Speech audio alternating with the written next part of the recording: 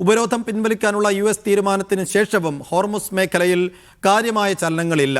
മാസങ്ങളോളം താൽക്കാലികമായി ഹോർമുസ് തുറന്നാലും ഗുണമുണ്ടാകുമെന്ന് തോന്നുന്നില്ലെന്നാണ് ആഗോള ഷിപ്പിംഗ് ഭീമനായ മേഴ്സ്കിന്റെ വിലയിരുത്തൽ. അതിനിടെ റഡാർ ഓഫ് ചെയ്ത് പല ഗൾഫ് കപ്പലുകളും ഹോർമുസ് കടന്നതായും ട്രാക്കിംഗ് റിപ്പോർട്ടുകൾ സൂചിപ്പിക്കുന്നു.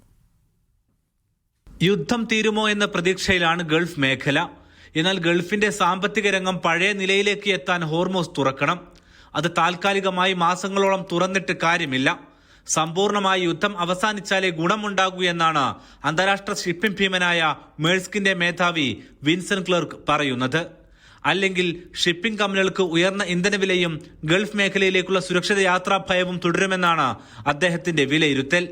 മേഴ്സ്കിന്റെ ഇന്ധന ചെലവ് യുദ്ധം തുടങ്ങിയതിനു ശേഷം ഇരട്ടിയായി. ഏകദേശം 4300 കോടി രൂപയാണ് അധികമായി ചിലവ് വന്നത്.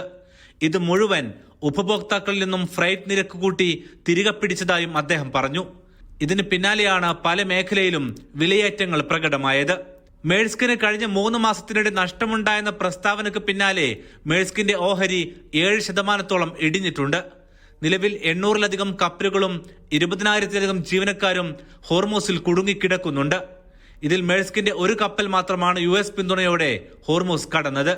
ഗൾഫിലെ ചില കപ്പലുകൾ ഏപ്രിൽ മാസത്തിൽ റഡാർ ഓഫ് ചെയ്ത് കടന്നതായും റിപ്പോർട്ടുകൾ സൂചിപ്പിക്കുന്നു. ട്രംപിന്റെ ഇന്നലത്തെ പ്രഖ്യാപനത്തിന് ശേഷവും ഹോർമുസിന്റെ പരപ്പിലേക്ക് കപ്പലുകൾ നീങ്ങിയിട്ടില്ല. ഇനിയും യുദ്ധം നീളുന്നത് ഗൾഫിനെ കൂടുതൽ സാമ്പത്തികമായി ഞെരുക്കും. ഇതിനാൽ ഹോർമുസ് തുറന്ന് യുദ്ധാവസാനത്തിലേക്ക് കാര്യങ്ങൾ വേഗത്തിൽ നീങ്ങുമെന്നാണ് പ്രതീക്ഷയെന്നും ഗൾഫിലെ വിവിധ കമ്പനി മേധാവികൾ അന്താരാഷ്ട്ര മാധ്യമങ്ങളോട് പറഞ്ഞു. Aftab Rahman, media 1, Riyadh.